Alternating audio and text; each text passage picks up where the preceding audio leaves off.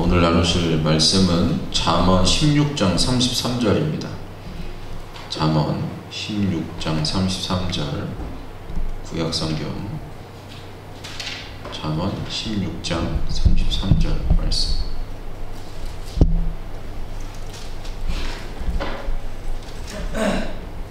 한 절이니까 다 같이 한 목소리로 봉독할 텐데 구약성경 929페이지에 있습니다. 잠언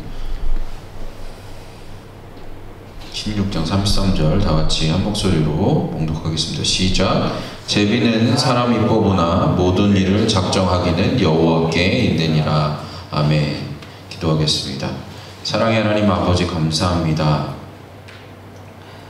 중요주일, 고난주일 이렇게 함께 모여 주님을 예배할 수 있도록 저희들 이 자리 가운데 불러주심에 감사합니다. 예수님 그 십자가를 향하여서 하나님 말씀에 순종하며 더욱더 예루살렘으로 나아가셨듯이 우리의 삶 속에도 하나님 말씀에 순종하며 한 걸음 한 걸음 나아갈 수 있는 저희들의 삶이 될 수 있도록 아버지 도와주시옵소서. 오늘 이 시간 나누는 하나님의 말씀 가운데 더욱더 그 말씀을 붙잡고 그 진리를 붙잡고 우리 삶 속에서 더욱더 하나님을 향하여서 더욱더 나아갈 수 있는 우리의 삶이 되게 하시고 세상 가운데 소금과 빛으로 더욱더 하나님의 영광을 드러내고 하나님을 알리는 삶이 되어질 수 있도록 하나님 우리들을 붙잡아 주시고 인도하여 주시옵소서. 더욱더 주님께서 이 시간 가운데 함께 하시고 인도하시는 믿고 감사드리며 예수님의 이름으로 간절히 기도하옵나이다. 아멘. 오늘은 잠언 16장 33절의 말씀처럼 하나님이 작정하신 것, 모든 일을 작정하기는 여호와께 있느니라. 하나님의 작정하심, 즉 하나님의 계획이라고 표현할 수 있죠. 하나님의 계획에 대해서 알아보려고 합니다. 성경에서 하나님의 계획에 대해서 이야기하는 것은 주로 성부와 관련이 있습니다. 즉 하나님 아버지와 관련이 있다라는 거죠. 하나님은 영원하시고 무한한 지혜와 능력이 있어서 처음부터 모든 것을 포함한 하나의 큰 계획을 가지고 계세요. 그걸 우리는 구속사 이렇게 얘기를 합니다. 우리 인간을 구원하시기 위한 구속사의 큰 계획을 가지고 계시죠. 결국 이것은 하나님의 언약으로 나타났습니다.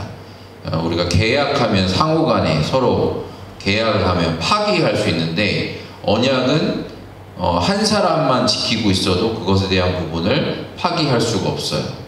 근데 하나님과 우리와 하나님과 이스라엘과 맺은 언약은 어디에 기인하냐면 하나님의 신실하심과 하나님의 사랑의 근본, 근간을 두고 있기 때문에 이 언약은 하나님께서 이루어 가십니다. 삼위의 하나님은 이 하나의 계획을 실행하고 계신 거예요. 우리가 이제 저번 주에 삼위일체 하나님에 대해서 얘기했죠. 즉 하나님 아버지의 계획과 그 가운데 예수 그리스도의 구원의 역사와 그 다음에 성령님께서 우리를 인도하심, 이 모든 것들이 하나님의 큰 그 계획 가운데 있다라는 것이죠. 하나님이 계획을 가지고 계신다면 그것은 절대적으로 의로울 것이다. 이것이 성경에서 이야기하고 있는 바입니다. 그리고 하나님은 절대적인 주권으로 계획의 목적을 위해서 계획을 성취해 나가신다는 거죠. 그 목적 역시 하나입니다. 그것은 하나님은 하나의 계획을 가지고 계시지만 그 계획과 모든 목적과 수단과 조건을 포함하고 있는 거라는 거예요. 모든 것이 하나님 뜻 안에 있는 거죠. 즉 하나님의 작정은 복수로 되어 있지만 하나로 연합되어 있는 거예요. 여러분의 인생 가운데 하나님 나에 대한 계획이 어디 있습니까? 라고 우리가 우리의 인생의 길을 많이 하나님 앞에 묻지만 가장 큰 건 뭐냐면 하나님의 구속사의 큰 틀 안에 우리 모든 것들이 다 맞춰서 돌아가고 있다라는 거죠. 마치 우리가 거미줄이 얽혀 있는 것처럼 그렇게 큰 하나의 그림이 우리 인생 가운데 펼쳐지고 있는 거예요. 그래서 우리가 우리의 인생 가운데는 실패한 것처럼 보일지라도 나중에 그 모든 것이 완성되었을 때는 하나님의 계획을 우리가 볼 수가 있어요. 여러분 수 놓는 거 아세요? 수라는 걸 아세요? 아직 세대 차이가 나는구나. 저 이게 해서 이렇게 쳐내갖고 이렇게 조선왕조 500년 같은데 보면 이게 그쵸? 바늘로 색실 떠가지고 하는 수 있잖아요. 근데 수를 뜰 때 수 뜬 걸 뒤에서 보면 그게 무슨 그림인지 전혀 알 수가 없어요. 그런데 수를 다 뜨고 난 다음에 그 앞에 뜬 그림을 보면 아, 이것을 만들려고 저 뒤에 있는 그 실의 모양들이 저렇게 생겼구나. 그때서야 이해할 수 있는 거죠. 지금 우리의 인생은 전체적인 하나님의 계시는 보여졌지만 우리의 인생은 자꾸 뭘 보게 되냐면 뒷면을 보고 있는 것과 같아요. 그러니까 하나님이 그것들을 짠 하고 보여주기 전까지는 우리는 우리의 인생의 계획 가운데 어떻게 보면 얽히고 설키고 내가 생각하는 거는 다른 곳으로 방향을 가지만 결국 내 인생의 모든 것들은 하나님 안에서 작정되어서 하나님이 그 모든 것들을 이루어 가시고 있다라는 것을 깨닫게 됩니다.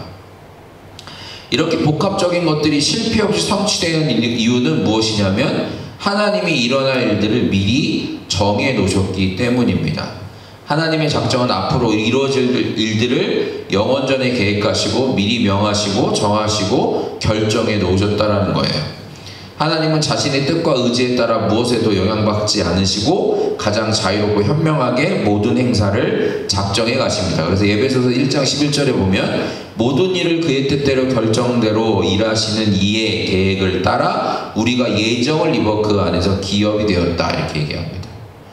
그럼 나이가 대학 가는 것도 못 가는 것도 다 주님의 계획이신가?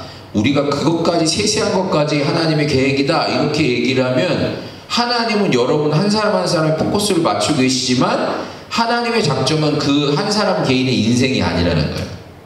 하나님의 작정은 큰 그림 안에서 우리가 그 안에 하나님과 연합하고 하나님을 믿고 나갈 때 그 하나님의 큰 계획 안에 우리의 인생이 같이 엮여져 가고 있다라는 거죠. 따라서 하나님은 자신의 계획을 따라서 작정하셨다 이렇게 이야기할 수 있습니다. 이 작정은 하나님의 지혜로부터 나온 것이기 때문에 인간이 왈가왈부할 수 있는 성질의 것이 아니라는 거예요. 왜 예수님이 십자가에서 돌아가셨어요? 왜 그럴까요? 도대체 왜 죽으셔야 됐어요? 그건 우리가 왈가왈부할 수 있는 일이 아니에요. 그러니까 하나님이 그렇게 하도록 작정하신 거라는 거예요. 하나님의 작정의 목적은 하나님 자신의 무엇을 나타내기 위한 것이냐? 영광을 나타내기 위한 것입니다. 그래서 에베소서 1장 5절에서 6절에는 그 기쁘신 뜻대로 우리를 예정하사 예수 그리스도로 말미암아 자기 아들들이 되게 하셨으니 이는 그가 사랑하시는 자 안에서 우리에게 거저 주시는 바 그의 은혜의 영광을 찬송하게 하려는 것이라 이렇게 얘기합니다. 즉 여러분의 인생의 모든 목적은 뭐냐면 하나님 아버지께 영광을 올리는 거예요. 그래서 사도 바울이 이렇게 고백하죠. 너희는 먹든지 마시든지 무엇을 하든지 하나님 아버지의 영광을 위해 하라 라고 얘기합니다. 즉 우리의 인생의 가운데 우리가 어떤 것을 선택하고 어떤 것을 행하든지 그거의 최종 목적은 뭐예요? 하나님 아버지의 영광이라는 거예요. 우리가 그것을 위해서 선택해야 되고 그것을 향해서 나가야 되는 거예요. 왜? 그 뜻을 향해서 우리들을 부르셨기 때문입니다. 이때 하나님의 영광은 하나님의 은혜와 자비를 나타내며 한편으로는 하나님의 공의와 심판의 엄중함을 또한 나타냅니다. 우리가 사랑의 하나님 이렇게 많이들 교회에서 표현하고 많이 그렇게 얘기를 합니다. 그런데 사랑의 하나님만을 교회에서 얘기하면 안 돼요. 사랑과 함께 똑같이 가는 게 있어요. 공의입니다. 공의. 하나님은 사랑이시기도 하지만 또 공의로우신 하나님이세요. 그래서 하나님은 죄를 미워하시고 죄에 대해서 분명히 심판하신다고 말씀하십니다. 그래서 하나님 아버지니까 내가 뭘 해도 사랑하실 거야. 이거는 진리일까요? 아닐까요? 아니라는 거예요. 하나님은 우리가 뭘 하든 사랑하시지만 또한 그 사랑하시기 때문에 우리를 심판하시기도 해요. 왜? 공의로우시기 때문에 그 죄에 대해서. 그래서 우리는 하나님이 아니다, 하나님이 죄다 하는 것들에 대한 것들을 우리 스스로 버리기 힘들다면 하나님께 기도하면서 성령님이 도우시도록 우리가 기도해야 된다는 거죠. 로마서 9장 22절에 23절에 만일 하나님이 그의 진노를 보이시고 그의 능력을 알게 하고자 하사 멸하기로 준비된 진노의 그릇을 오래 참으심으로 간용하시고 또한 영광받기로 예비하신 바 긍휼의 그릇에 대하여 그 영광의 풍성함을 알게 하고자 하셨을지라도 무슨 말을 하리요? 이 얘기합니다. 이게 무슨 얘기냐면 하나님이 우리를 심판하신다고 할지라도 하나님이 그걸 오래 참은다 할지라도 그것이 다 누구의 계획 안에 있다는 거예요? 하나님의 계획 안에 있다는 거예요. 그러니까 우리가 인생 가운데 봤을 때 저는 저 사람 왜 저렇게 두시는 거야? 그런 사람들 있죠. 인생 가운데 있지 않아요? 오늘 목사님 그러잖아요. 마음속으로 지은 죄, 겉으로는 아닌 것 같지만 죽이고 싶다, 뭐 이런 거 얘기하셨던 오늘 설교의 말씀에 있었잖아요. 그것처럼 우리가 생각할 때 저 사람 왜 저렇게 둘까? 라고 생각을 해도 그것은 하나님의 능력을 알게 할 진노의 그릇을 오래 참으심으로 관용하는 것도 누구한테 있다는 거예요? 하나님께 있다는 거예요. 그 제 계획과 작정 안에. 그러니까 우리 인생 가운데 저걸 왜 저렇게 두시지 하는 것도 하나님의 때에 하나님의 방법으로 분명히 다루실 거라는 걸 우리가 믿고 나가야 되는 거예요. 그래서 믿는 자들은 복수는 누구한테 있지 않다 그래요? 나에게 있지 않다 그래요. 그래서 우리는 어떻게 해야 돼요? 우리가 억울한 것, 우리가 당하는 어떠한 것들도 다 누구한테 고해야 되는 거예요? 하나님 앞에 고하고 하나님 손에 맡겨야 된다라고 얘기합니다. 따라서 하나님의 선택된 백성이라면 구원의 수단들을 부지런히 사용하는 자로서 거룩함이 드러나게 되어 있다라는 거죠. 그러나 자신이 하나님의 선택된 백성이라고 하면서 은혜의 수단을 사용하는 것에 주의를 기울이지 않고 이렇게 얘기하자면 설교와 하나님의 말씀과 기도의 수단을 사용하지 않는 사람들, 즉 예배 가운데 말씀을 읽거나 예배 가운데 오지 않거나 기도하지 않거나 이런 사람들은 그 삶 속에 그 성화의 효과 혹은 증거가 없다면 그는 하나님의 공의에 의해서 심판에 이를 자가 되는 거라는 거예요.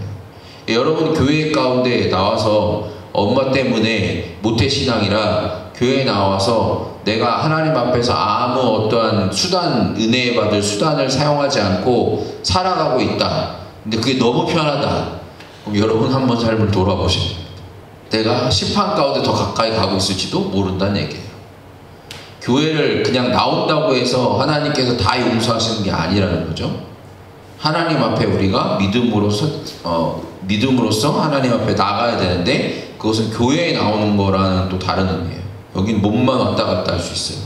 그런데 내 마음을 왔을 때, 공동체 왔을 때, 예배에 왔을 때 내 기도와 찬양과 그 모든 것 가운데 그 수단을 통해서 하나님께 나아가고자 하는 내 믿음과 마음이 있어야 한다라는 것이죠. 따라서 작정의 목적을 생각하는 것은 악한 자에게는 죄의 생활을 버리고 하나님께 돌아서서 거룩한 삶을 살도록 도전을 준다라는 거예요.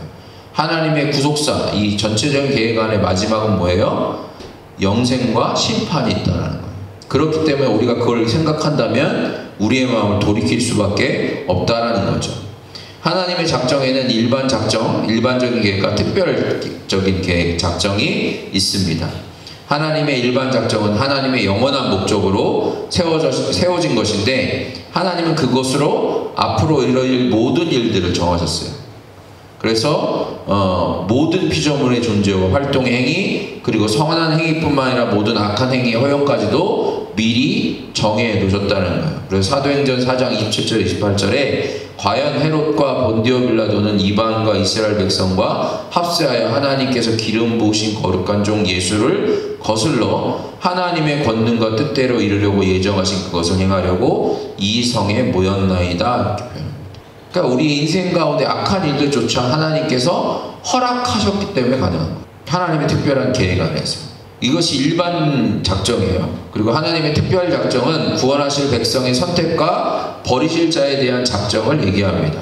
하나님의 선택에 관한 작정은 그분의 영원하고 불변한 계획을 말하고 있는 거예요. 하나님은 그분의 기뻐하심에 따라 어떤 사람들을 그리스도 안에서 택해서 끝날에 영원한 생명과 복락에 이르게 하시고 거기에 이르는 수단으로 믿음과 거룩을 부여하심으로써 그분의 지극히 부여한 은혜를 찬양하게 합니다.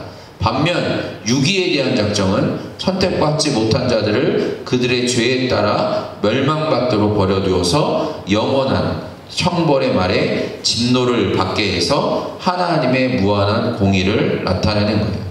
이런 하나님의 작정에서 선택된 자는 예견된 선행 때문에 선택된 것이 아니고 유기된 자도 예견된 악행으로 유기된 것이 아니라는 거예요. 이게 어렵죠, 그죠? 지금 무슨 얘기하는지.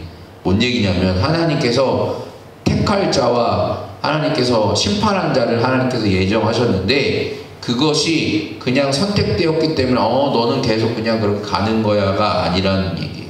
그러니까 이것도 신비예요. 우리가 알 수 없는 성령의 선택된 자는 성령의 유효한 부르심에 의해서 성화 효과가 분명히 나타남으로 알 수가 있어요. 그리고 유기된 자 또한 버림받은 자는 하나님의 은혜의 수단 아래 있었지만 그것을 남용하고 오용해서 결국 타락하거나 배교함으로 알 수 있습니다. 즉 우리의 인생의 열매가 어떻게 맺혀지는지 따라 하나님의 계획이 어디 있는지를 분명히 알 수 있다라는 거예요. 그렇기 때문에 우리는 우리에게 주신 수단을 어떻게 활용해야 된다? 마음속으로 계속적으로 선하게 활용할 수 있도록 우리는 의지를 주님 앞에 드려야 한다는 것이죠. 성경은 하나님이 자신의 목적에 따라 세상에 일어날 일들을 주관하고 계심을 말하고 있습니다. 시편 33편 10절에서 11절에 여호와께서 나라들의 계획을 폐하시며 민족들의 사상을 무효하게 하시도다. 여호와의 계획은 영원히 서고 그의 생각은 대대에 이르리로다. 인생은 자기 뜻대로 된다고요? 안 된다고요? 안 된다는 거예요. 우리가 계획을 한다 할지라도 하나님의 인도하신 가운데 그 계획들은 무너질 수도 있고 세워질 수도 있어요. 하나님은 우리의 거주할 곳과 우리의 생명까지 정하셨습니다. 욥기에서 이렇게 고백하죠. 14장 5절에 그의 날을 정하셨고 그의 달의 수도 주께 있으므로 그의 기회를 정하여 넘어가지 못하게 하셨사온즉 이렇게 표현해요. 즉 우리의 모든 인생의 날들도 주님께서 계획하신 거예요. 이게 우리가 진리로 받아들이고 고백해야 될 겁니다. 또한 하나님은 우리의 마음도 주관하신다고 합니다. 잠언서 19장 21절에 사람의 마음에는 많은 계획이 있어도 오직 여호와의 뜻만이 완전히 서리라 얘기합니다.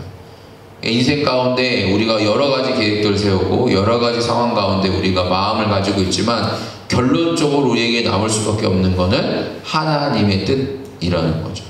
그리고 우리를 구원하셔서 거룩하게 하심으로 그 영원한 목적을 이루어 가신다고 얘기합니다. 우리는 그가 만드신 바라 그리스도 예수 안에서 선한 일을 위하여 지으심을 받은 자니 이 일은 하나님이 전에 예비하사 우리로 그 가운데서 행하게 하려 하심이니라 이렇게 얘기해요.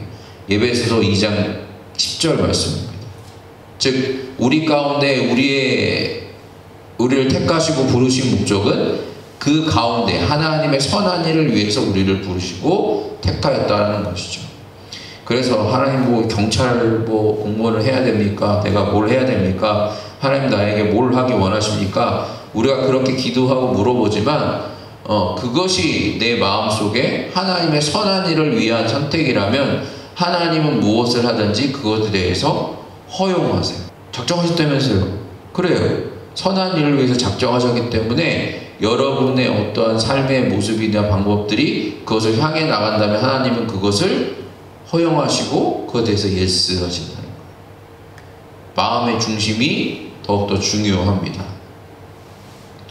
그래서 우리 인생 가운데 여러 가지 계획들이 있잖아요. 내가 잘하고 있는 것일까? 고민되지 않아요? 내가 어떤 직장을 선택해야 되는 것인가? 내가 어떤 사람과 만나서 결혼해야 되는가? 앞으로 청년들 그런 생각들 많이 하죠. 그리고 내가 지금 가는 길이 맞는가 옳은가. 인생은 계속적으로 고민하는 거예요. 나이가 이제 50이 가까운 저도 매번 고민해요. 이걸 살까 말까, 이거를 할까 말까, 이걸 가질까 말까, 이걸 버릴까 말까. 여러분 다 고민하는 거잖아요. 그런데 그거의 궁극적인 것은 그것을 해라 마라 하나님께서 우리를 로봇처럼 조종하는 게 아니라 큰 작정 가운데 우리를 두셨기 때문에 우리의 기준, 가치 기준이 정확하다면 무엇을 하더라도 하나님이 그것을 허하신다는 거죠. 그리고 하나님께서 그것들을 계획하신다면 언제든 다시금 턴하게 하신다는 거예요. 제가 인생 가운데서 코로나가 이제 우리가 코비드에서 코로나 그 팬데믹을 지내왔잖아요. 2019년 말부터 그쵸? 2019년 초부터 시작해가지고 코로나가 2019년 말부터 해서 코로나가 빵 터져서 거의 3-4년 가까이를 그렇게 지내왔죠. 그동안 저는 목회를 못했어요. 3년 동안 자리도 못 구하고 1년 동안은 저희 진기 이제 아직 어린이 딸 때, 그리고 우리 둘째가 뱃속에 있는 상황인데, 이제 가장으로서 목회의 자리도 안 구해지고 일도 없이 1년을 놀았어요. 거의 1년. 그럼 여러분 생각 가운데 뭐가 들까요? 도대체 무슨 일이야? 도대체 계획이 어디 있는 거야? 어떤 것이야? 그때는 알지 못해요. 쉽지 않아요. 주님의 뜻이 어디 있는지. 나는 목회자인데 하나님께서 길을 어디로 여셨냐면 직장으로 길을 여셨어요. 경력이 있겠어요? 목회자가 무슨 직장 경력도 없는데 직장으로 여셨어요. 어떻게 진짜 하나님의 도우심으로 들어가서 3년간을 거기서 일을 하다가 갑작스럽게 또 일을 준비하고 있는, 내년에도 열심히 해보자 이러고 있었는데 갑작스러운 연락으로 교회 사역으로 또 다시 하나님께서 부르셨어요. 목회의 자리를. 그 안에 그 3년 4년 안에 내가 제 마음속에는 목회를 포기하자라는 생각도 있었고 여러 가지 생각들이 있었지만 결론적으로 하나님의 선하신 뜻은 나를 이 길로 인도해 가신 거예요. 그러나 이것이 계속 갈 것인가? 그건 아무도 장담 못해요. 저도 몰라요. 인생은 그런 거예요. 그러나 그 길을 지나고 와보니 왜 그 길을 지나게 하셨는지를 하나님께서 보여주시고 알게 하시는 거죠. 그럴 때 우리는 하나님의 작정을 알 수 있어요. 그래서 우리는 생명과 관련된 모든 것에서 하나님을 인정해야 합니다. 우리는 마음에 하나님을 항상 인정해야 돼요. 그리고 여러분 삶 속의 주인은 누구냐? 여러분 삶의 왕은 누구냐? 여러분이 스스로 고백하고 그렇게 인정하고 살아야 됩니다.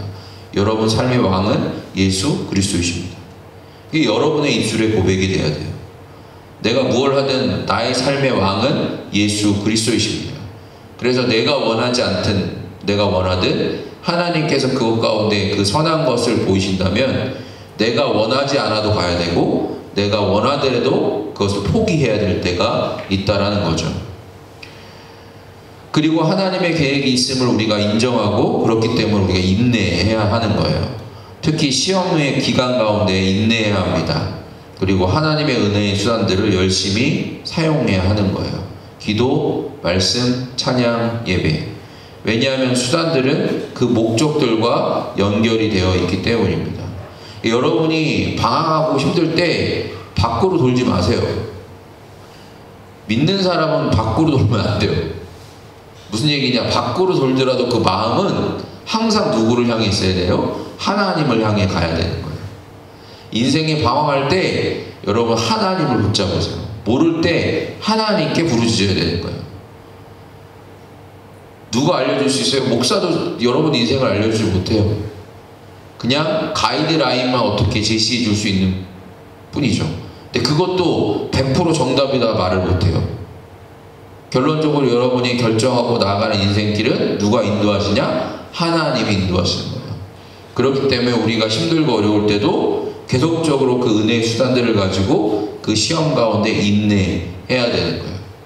대학에 떨어졌어요? 그래도 하나님 앞에 나와서 기도해야 되는 거예요. 예배해야 되는 거예요. 떨어졌기 때문에 에이씨 모르겠다. 공부를 더 해봐야지가 아니라는 거죠. 공부는 하되 예배의 자리, 기도의 자리, 찬양의 자리, 내가 말씀의 자리는 지켜야 된다는 거예요. 그것이 하나님께서 원하시는 길이라는 거죠. 그리고 우리가 소망을 가지고 진리가 승리할 것을 우리가 확신하며 나아가야 합니다. 그것이 우리 가운데 하나님이 계획하고 계시다는 것을 우리가 믿는 믿음의 증거가 되는 거예요. 여러분 삶 속에 왕이 누구십니까? 예수 그리스도라고 얘기하지만 여러분 삶 속에 여러분이 주인되어 살아가는 삶이 더 많지 않습니까? 그렇잖아요. 기분 상하면 기도 안 하고 피곤하거나 뭔가 내가 마음에 안 들면 말씀 안 읽고